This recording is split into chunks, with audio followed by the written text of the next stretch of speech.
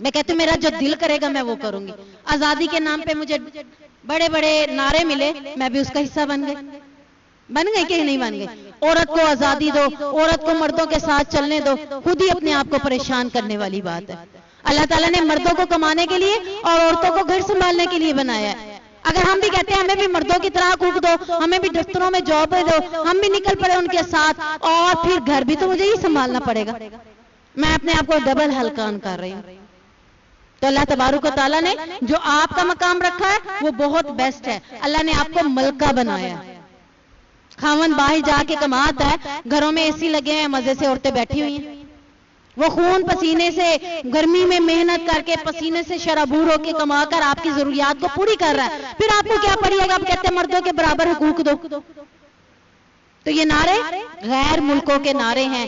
وہ کیوں ایسے نعرے لگواتے ہیں؟ بے حیائی پھیلانے کے لیے. انہیں پتہ ہے کہ جب مرد عورت اکٹھے مل کے کام کریں گے, جاب کریں گے, دفاتر میں, اسکولوں میں, ہر جگہ پر مخلوط سسٹم ہوگا, آٹومیٹک کیا بڑھے گا؟ زنا بڑھے گا.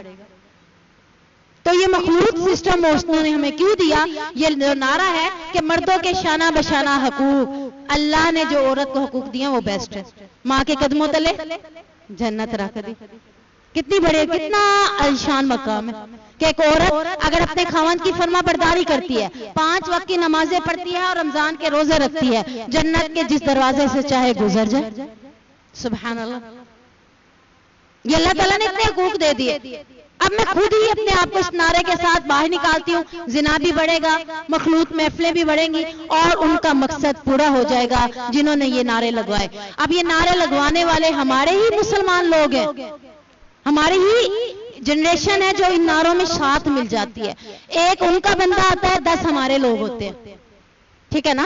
کسی بھی سازش کو پھیلانے کے لیے صرف مغربی ممالک ایک آدمی یا ایک عورت کا استعمال کرتے ہیں, آگے ہمارے لوگ دستیاب ہوتے ہیں, ان کے پاس ہمارے لوگ مل جاتے ہیں. تو یہ ساری بے حیائی ہے. یہ بے حیائی کو پھیلانے والے دیکھ لیں اسلام آباد میں کتنے لوگ نکل آتے ہیں. سارے کوئی کافر تھوڑا مسلمان ہی ہے نا. اب وہ مسلمان ان کے ساتھ کیوں مل گئے؟ کیوں ملے؟ کیونکہ انہیں دین پسند نہیں ہے.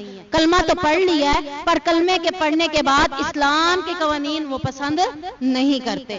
انہیں مغربی کلچر کھینچتا ہے. جس کو مغربی کلچر اپنی طرف اٹریکٹ کرتا ہے, سمجھ لیں کہ وہ مومن نہیں ہے. مومن کو کیا اٹریکٹ کرے گا؟ اللہ اور اس کے رسول صلی اللہ علیہ وسلم کی باتیں اور امہات المومنین کا کردار انہیں اٹریکٹ کرے گا. وہ اس کو دیکھیں گے, اس کو فالو کریں گے. جب آپ کے اندر یہ چیز آ گئی کہ میں نے ہر کام میں دیکھنا ہے کہ نبی نے کیا کیا, امہات المومنین نے کیا کیا, حضرت فاطمہ نے کیا کیا اس موقع پر, تو آپ سمجھ جائیں تب انشاءاللہ العزیز آپ مومن ہیں.